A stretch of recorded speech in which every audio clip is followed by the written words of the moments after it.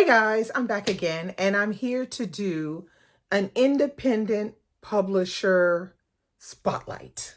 So this publisher I fell in love with right from the first book that I read, and I love the things that they publish. They are very intentional about what they publish. They make sure that it covers something that is particular and that the style of writing is particular. It just very much the kind of thing that we would love to see from big publishers that we don't necessarily get these days. But this publishing company right here, I love everything they publish. So today I'm going to talk about Cassava Republic Press. Okay, the first book that I'm talking about is this one right here, Knights of the Creaking Bed. Whew, this book right here, I didn't know what to expect, but I was reading this at a moment, I think it was the year of the pandemic. I want to say it was 2020. Yeah, it might have been 2020 or 2019. So this is Tony Khan. This book is so interesting. It's called An Intriguing Insight into the Lottery of Life and Lust in Lagos. I don't even want to tell you what it's about because it kind of will give things away. But just check this one out. It's very short. It is a short story collection. But not only that, I think they even have an audio for this on Scribd. I highly recommend this one. I'm not going to tell you what it's about because I don't want to ruin it for you. But yeah, and I love the cover. I think the cover is quite good. His next two books are basically a series. I don't know how many books he's going to write from this series, but for the moment, he's written these two, which is Easy Motion Tourist and When Trouble Sleeps. And there's a third one coming out called Unfinished Business. So I want to say this is a 3-book series, but it winds up having Amaka in the book. And Amaka is the main character who is trying to solve the case, and it has all of the elements to be a really interesting story because it takes place in, I think it's in Abuja, and then you have some murders, and then you have disappearances, and you just have a whole bunch of things that are happening in these books. But what I remember the most about, I don't know, I think it was this one, the second one.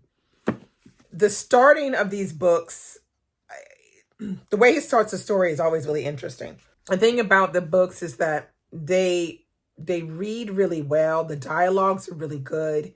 And it's just an engrossing kind of crime kind of novel. But I highly recommend them. They're really, really good. Okay, this is one I have not read yet, but it's called Independence.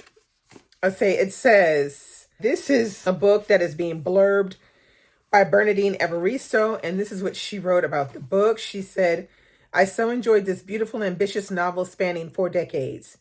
It infracts race, culture, politics, work, and family through a great love story between a Nigerian man and British woman.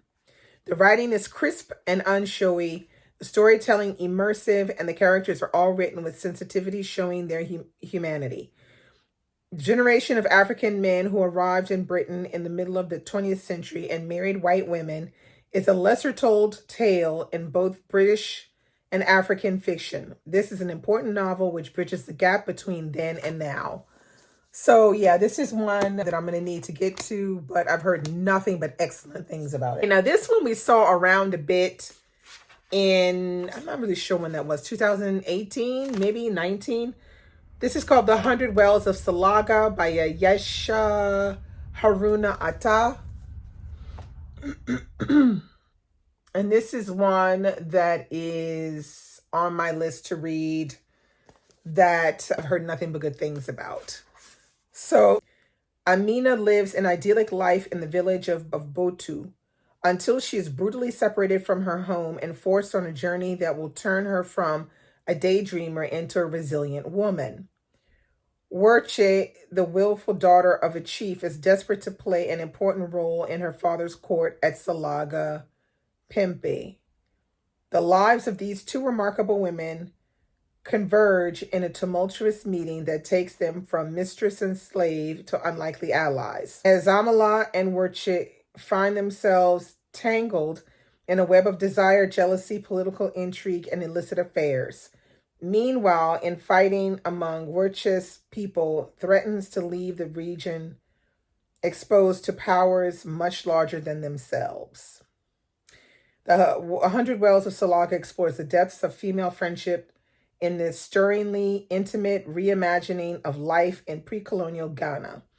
This captivating novel establishes Ayesha Haruna Atta as one of the most distinctive voices of the contemporary literary scene. So yeah, this is another one. Have heard nothing but good things. I've never heard a bad thing about this book. This one is A Seasoned Crimson Blossoms. I think it was 2020 when I read this one. And this was real good. Okay. It says, an illicit affair between 55-year-old widow Benta Zubaru and 25-year-old weed dealer and political thug Hassan Reza was bound to provoke condemnation in conservative northern Nigeria. Okay. Brought together in startling circumstances, Benta and Reza discover a need that only each can satisfy in the other. Benta, a grandmother of 5, yearns for intimacy after the sexual repression of her marriage, the pain of losing her first son, and the privation of widowhood. Meanwhile, Reza seeks to lessen the pain of estrangement from his mother and the increasingly remote link to his father by seeking solace in an unconventional emotional and physical relationship. And this is Abubakar Adam Ibrahim. His writing is really beautiful, and this is a really good story. This is one I haven't had the pleasure of reading yet, and I've had it for a while. It's called Long Throat Memoirs. It's Soups, Sex, and Nigerian Taste Buds. So I'm assuming there's a lot of what the title says, food and sex. And it does have some pictures in here. Let's see if no, not of sex, of the food. Come on now. Yeah, here we go. It has some food pics in here. Like that. But I haven't heard very many people talk about this book. So I'm not really sure. But it says here, Long Throat Memoirs presents a sumptuous menu of essays about Nigerian cuisine, lovingly presented by the nation's top Epicurean writer, as well as mouth-watering appraisal of the cultural politics and erotics of Nigerian food. It is also a series of love letters to the Nigerian palate, from the cultural history of soup, fish as aphrodisiac, and the sensual allure of snails. Long Throat Memoirs explores the complexities, the meticulousness, and the tactile joy of African gastronomy. So, yeah. Okay, now this is one of my favorite books, Born on a Tuesday by L. Nathan John, and it is signed. Yes, L. Nathan John. Here he is right here, L. Nathan John. I had the pleasure of translating for L. Nathan John at a book club in Paris. And this book, Born on a Tuesday, is an excellent story of a young boy who is being raised within a Muslim community, and this is in northern Nigeria. And it shows how in growing up there, he is subject to some not so nice things. And we also follow at the same time the community, which is about to elect their newest officials. So it's a book that covers a lot of interesting aspects culturally. But the thing about it that is so interesting is the way it's written. It's written with their letters that or I guess you could say letters or journal entries that he writes to himself through the words that he uses to learn English. It's just really, really well done, this beautiful book. Here's another beautiful book that I read from them, which is called Like a Mule Bringing Ice Cream to the Sun by Sarah Ladipo Manyinka, who is the same author of Independence. She also wrote this one. I read this book. It's a lovely book that has a character that's over 70 years old. That's a rarity these days. But this is a really good one. It follows this doctor, Dr. Morayo da Silva, and she's quite the fly lady. And something happens, and we explore how that incident affects the doctor. And it's just a really good story, and it's very slim, but I feel like you can get a lot out of it, and you could also talk in a book club about this one really easily as well. This is Tony Khan again, who wrote this one. He also wrote this one, but I haven't read this one yet. It's called Carnivorous City, and this is where a man realizes that his brother hasn't been heard from in days and that he's missing, and so he goes on the hunt for his brother. It says here, Rabato Sabato and Sony DK is a criminal turned grandee with a beautiful wife, an exclusive mansion in Victoria Island, and a questionable fortune. Then one day he disappears. His jag is found in a ditch, music blaring from the speakers. Sonny's older brother, Abel Dike, a small-town teacher, arrives to join the search for his sibling. Abel is rapidly sucked into the maelstrom of Lagos. He has to navigate a motley cast of common criminals, deal with policemen intent on grabbing a piece of the pie, and grapple with his growing desire for his brother's wife. Child, this got to be good because it's Tony Khan. I'm telling you, this one was real good, so I'm sure this one is good too. This one I read. This is the arc of the book, but I will eventually buy myself the hard copy because I love this book. All right, so this book, it says, amidst growing public dissent outside the palace walls, foreign interference from the Russians and British, jealousy in the harem, and the problem of an aging ruler and his unsuitable heir, Jamila, a concubine, and Abimelech, a eunuch, struggle to find their way. Torn away from their families, they now serve at the whims of the royal family, only too aware of their own insignificance in the eyes of their masters.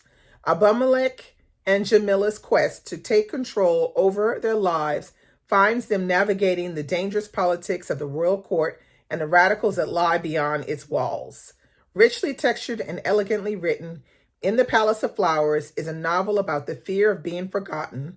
Victoria Princewell shines a light on an underexplored area of African in a way that feels grand yet contemporary. It says sex and friendship, ambition, and political intrigue. That's pretty much it. Sex, lies, everything but the videotape, okay, because of the time period. But I read this and I immediately fell in love with reading this story. We have the story of these two Abyssinian slaves and their difficulty to come to grips with the fact that they are slaves and that they can never be more. And while we're following their story, we're also following this kind of political intrigue that's going on at the same time. This book is going to make you Google things as you go along the way, because it was things that I don't know anything about Abyssinian and Iranian culture and stuff. But this book made me Google stuff as I was going through, and it is beautifully written. I highly recommend you pick up In the Palace of Flowers if you have not picked up this book. Okay, this one called Better Never Than Late by Chika Inigwe. This is another short story collection. It was in this series they have called the Cassava Shorts. The Cassava Shorts were also, I think this was considered a Cassava Short. Yeah, this was a Cassava Shorts. So it is a collection of short stories. So I'm going to read the back for this one because I don't want to give anything away with these, because these shorts are so good. Religious fervor culminates in an exorcism of one unfortunate maid. A harrowing encounter on a train haunts Anuli, A mother abandons her child in search of personal freedom. A wife joins her husband only to be met with news that threatens their relationship. This richly imagined collage of interconnected stories follows Prosperous and Agu and the motley community of Nigerian expats who gather at their apartment each week. Their reality is one of dashed hopes, twisted love, and the pain of homesickness, even as they fight to make their way in this new world. And that's really it, because the couple, Prosperous and Agu, are like the focal point, and everything, we see everything around them in this community. And it gives you a really good impression of what we see when we see foreigners that get together often. We have to imagine that that community is having their own issues within themselves. And that's what this book is about. It's really good though. Highly recommend this one. Now this one is called The Whispering Trees by Abubakar Adam Ibrahim. And he was the same one who wrote this one right here, Season of Crimson Blossom. Beautiful writer. This short story collection. This as well is a Cassava Shorts. I had the pleasure of reading this. They sent me the arc of this book. I think it was in 2020, and I actually interviewed Abubakar Adam Ibrahim, and I thoroughly enjoyed his short story collection, which is amazing because it has a strong magical realism feel throughout the book. So I'm going to read the back for you. The magical tales in the Whispering Trees capture the essence of life, death, and coincidence in northern Nigeria. Myth and reality intertwine in stories featuring political agitators, newly wedded widows, and the tormented whirlwind Kakayawa. The two medicine men of Masade battle against their egos, an epidemic and an enigmatic witch, and who is Okiwo, whose arrival is heralded by a pair of little white butterflies. So this collection, what I remember about liking it so much was the way it was written, and all of the imagery in the book was just beautiful. And I'm wondering was it so memorable for me because I was reading it during the pandemic and I was longing for something with strong imagery that was other than talking about a pandemic. I'm just saying. But I enjoyed this book, and I would definitely reread this book. It was interesting. Although, because of the magical realism, I'm not sure it's for everyone. I mean, I don't gravitate towards magical realism, but I read this one and I enjoyed it. Now, this one is called Becoming Nigerian, a guide by L. Nathan John.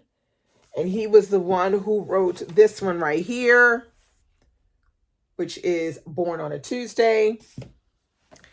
So this one is actually based off of a novel that exists called Becoming a Nigerian, I think is what it's called. And it was written back in the 30s, I think, or the 40s or something. So L. Nathan John did a spin on it, and he did it as if it was modern day Nigeria. So basically what you have are little, he signed it for me. What you do, you have like different topics. So for example, the table of contents, and it's, okay, so it's written like it's a manual, like how we're going to become a Nigerian. And so it has the different chapters. So they're split up into main categories. So you have spiritual and sickness and health, and temporal, working people working hard, law and law enforcement, politicking, international connections, saviors, local and international, when in Nigeria, ... notes for the foreigner in Nigeria. And then you have the appendix and travel advice. So it's really quite hilarious. So I had the pleasure of reading this with Sarah from Books and Rhymes, because I said, I'm going to need somebody to help me with the Nigerian references sometimes. We had a good time reading this. It was very, very funny. So it is the way that he goes about poking fun at his own country that is just the best thing in here. So, for example, this gives you an idea.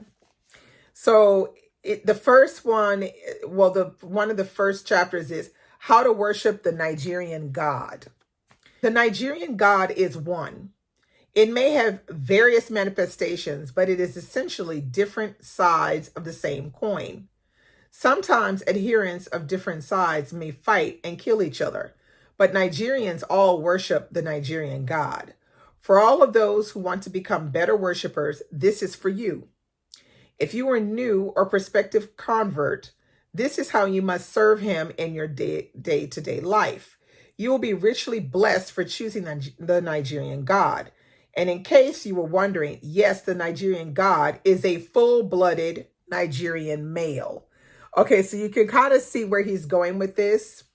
And underneath this chapter, you have the prayer, the loudspeaker, enemies, attribution, elections, respect, miracles. It's very funny. I highly recommend it. It's a hoot, this one. And last but not least, I have this one, which is on a Jehi Crowther Street. This also is by L. Nathan John, and the artwork was done by Alaba Anajin.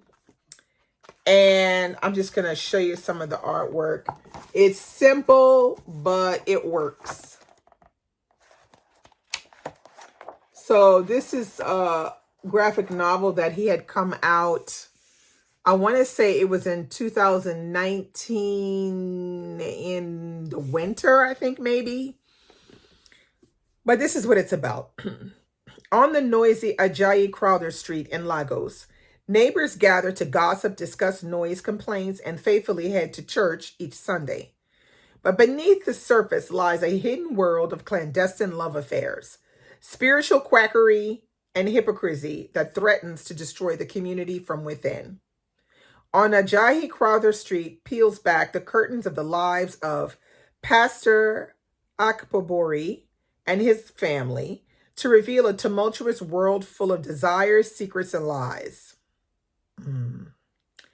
His only son, God's Time, is struggling to hide his sexuality, whilst his daughter, Keturah, must hide the truth of her pregnancy to preserve her and her family's image. But it is the Reverend himself who hides the darkest secret of them all. Okay? All right. So I like this one a lot because here again, it's L. Nathan John, and he knows how to tell a story. So that is my collection from Cassava Republic Press. Thanks for watching this. Let's chat below if there are any of these that you've read that I haven't read or that you want to read.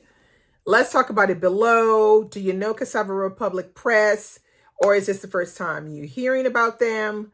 Now you know what you need to do is go over to the bookstore and try to get some Cassava Republic Press books.